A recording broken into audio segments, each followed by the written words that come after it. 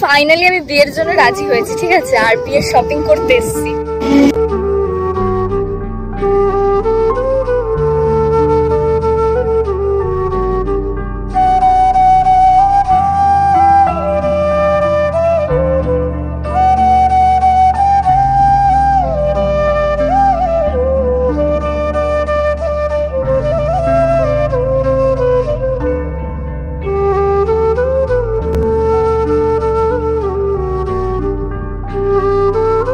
নমস্কার সকলকে, আমার চ্যানেলে তোমাদের আরও একবার স্বাগত জানাচ্ছি। আশা করি তোমরা অনেক অনেক ভালো আছো, সুস্থ আছো, আর আমরাও বেশ ভালো আছি। চলে এলাম নতুন একটি ভ্লগ নিয়ে। ভ্লগটা ভালো লাগলে লাইক, কমেন্ট অ্যান্ড শেয়ার করতে কিন্তু ভুলবে না। চলো আজকে যাওয়া যাক কেনাকাটি করতে। আর আজকে আমার কেনাকাটির সঙ্গী হচ্ছে মা আর দিদি আর আমি, তিনজন মিলে চললাম কিছু কেনাকাটি করতে। আসলে একটা স্টোর ভিজিট করতে যাচ্ছি, ফেসবুকে অনেক ফেমাস একটা স্টোর।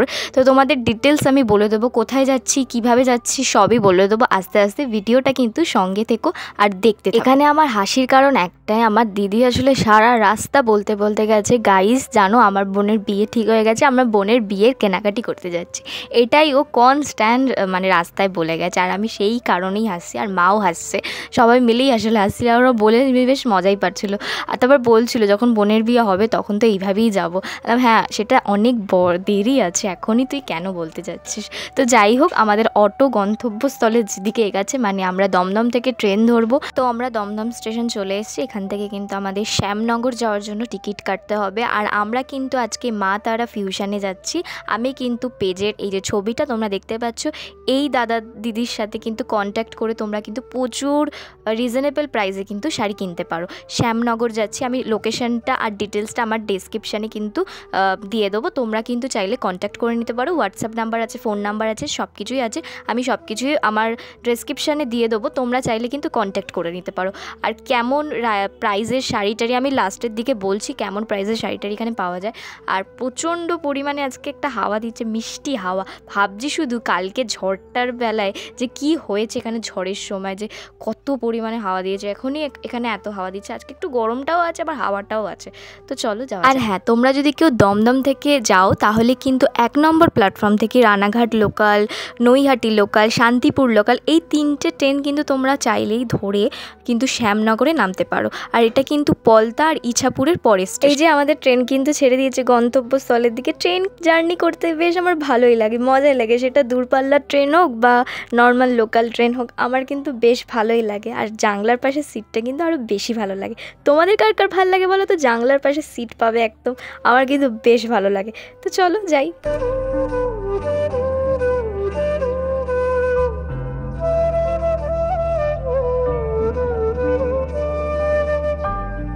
এই যে আমরা কিন্তু শ্যামনগর স্টেশন নেমে গেছি। আর শ্যামনগর থেকে কিন্তু একেবারে 5 মিনিটের গ্যাপিং, স্টেশনের লাগোয়াই কিন্তু ওনাদের দোকানটা একদম। কিন্তু আমাদের হাতে যেহেতু অনেকটা টাইম ছিল, তাই আমরা কিন্তু একটু গঙ্গার পাড় ঘুরে এসেছি। এবার তোমাদেরকে বলবো আমাদের হাতে কেন এতটা টাইম নিয়ে আমরা এসেছিলাম। আমরা আসলে জানতাম না যে ওনাদের হচ্ছে 4:30 থেকে ওপেন হয় স্টোর। আমরা যখন বাড়ি থেকে বেরাই, যখন ট্রেনে উঠে যাই, তখন কিন্তু আমরা চেক করে ওনাদের, যেহেতু হোয়াটসঅ্যাপ করে রেখেছিলাম আগে থেকে, ওনারা একটু রিপ্লাই দিতে লেট করে ফেলেছিল, তাই আমাদের একটুখানি হাতে টাইম ছিল, তাই আমরা একটু গঙ্গার পাড়ে ঘুরতে বেরিয়েছিলাম। আচ্ছা, তোমাদের সাথে একটা শেয়ার করে দিই যে স্টোরটা কখন কখন ওপেন থাকে। সকাল 11টা থেকে 1:30 অবধি কিন্তু এই স্টোরটা ওপেন থাকে, মানে সকালবেলা। আবার বিকেল 4:30 থেকে কিন্তু রাত 8টা অবধি এই স্টোর ওপেন থাকে। এই টাইমে গেলে কিন্তু তোমরা কিনতে পারবে, আর এই টাইমের বাইরে গেলে কিন্তু তোমরা ওপেন থাকবে না, একদম ক্লোজ হয়ে যাবে কিন্তু, ঠিক আছে।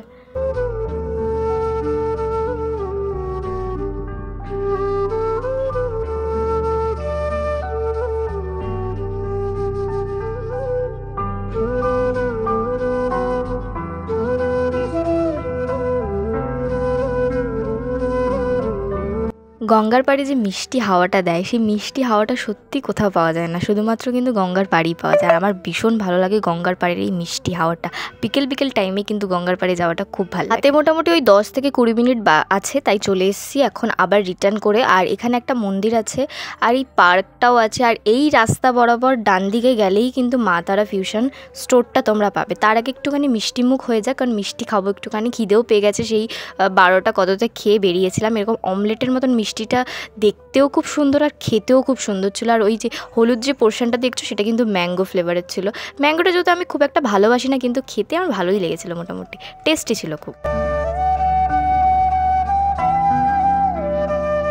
তো চলো মিষ্টি টিষ্টি খাওয়ার পরেও দেখছি হাতে এখনও 5 মিনিট বাকি আছে, তাই পার্কে একটু বসে একটুখানি হাওয়া খাচ্ছিলাম। আর আজকে এত গরম পড়েছে না, এত গরম, মানে কালকে ঝড় হলো আজকেই এত গরম ভাবাই যায় না।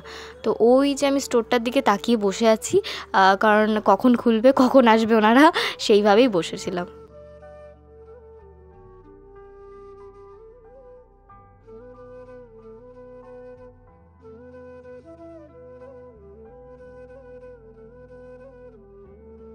অনেক অপেক্ষা করার পর ফাইনালি 4:30 বেজে গেছে, আর আজকেই যেন দেরি করে 4:30টা বাজছিল।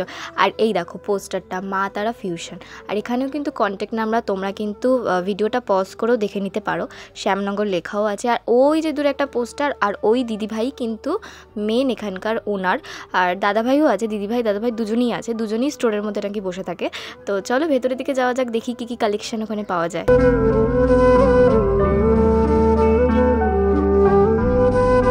এই যে 3জন মিলে স্টোরে ঢুকে পড়লাম, আর 4:30 বাজতে না বাজতেই দেখছি এত ভিড় হয়ে গেছে দোকানটা। এত ভিড় বলতে গেলে এই যে 2জন মহিলা অলরেডি চলে এসেছে, আর ওনারা কিন্তু শাড়ি দেখতে স্টার্ট করে দিয়েছে। আর এখানে আমরাও পরপর শাড়ি দেখছিলাম। চোখের সামনে এত ধরনের শাড়ি, সত্যি বালুচুরি থেকে কত কি, কাতান থেকে শুরু করে সব, কাঁথা স্টিচ, পিওর সিল্ক। আসলে আমি সব শাড়ির নাম জানি না, পরি কম বেশি সব শাড়ি পরা হয়, কিন্তু সত্যি বলতে গেলে নামটা আমি জানি না, জানি কিন্তু একমাত্র আমার দিদি। তো দিদিকে ওই জন্যই সঙ্গে করে এনেছি, ও নাম বলছে আর ওই দিদিভাই বার করে করে দেখাচ্ছিল, আর আমি টুকটুক করে ভিডিও ক্লিপ নিচ্ছিলাম। আমি কি করব বসে থেকে, আমি ওই জন্যই ভিডিও দেখছিলাম আর ভিডিও নিচ্ছিলাম। একটুখানি আমি বসে চিল করছিলাম, ঠান্ডাও ছিল, আর স্টোরের ভেতরটা আর বাইরে ভীষণ গরম ছিল।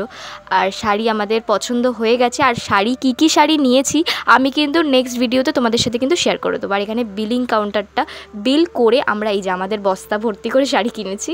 আর এটা নিয়ে আমাদের কিন্তু এখন স্টোরের ভেতরে আবার যেতে হবে, কারণ ওনারা নাকি ফটোটা তুলে ফটোটা নাকি ওনাদের পেজে আবার পোস্ট করে। ফটো তোলা, কেনাকাটি সব কিছুই কমপ্লিট হয়ে গেছে। এখন ট্রেন করে আবার গো টু দমদম ফিরে যেতে হবে আমাদেরকে এখন। আর এই যে রাইট টাইমে ট্রেনটা চলে আসছে, আর ট্রেনটা ফাঁকাই ছিল, মোটামুটি জায়গা পেয়ে গেছিলাম বসার জন্য। তো চলো বাড়ি যাওয়া যাক। কেনাকাটি কমপ্লিট করে দমদমে নেমে গেছি, একদম কারেক্ট টাইমেই নেমেছি বলতে গেলে, ট্রেনটা একদম লেট করেনি। যাওয়ার ট্রেনটা লেট করলেও এই আসার ট্রেনটা কিন্তু ফার্স্টই এসেছে মোটামুটি। তো চলো আমাদের কেনাকাটি কমপ্লিট হয়ে গেছে, আজকের ব্লগটা এখানেই এন্ড করছি। ভালো থেকো, সুস্থ থেকো, দেখা হবে নেক্সট ব্লগ। এখনের মতন বাই।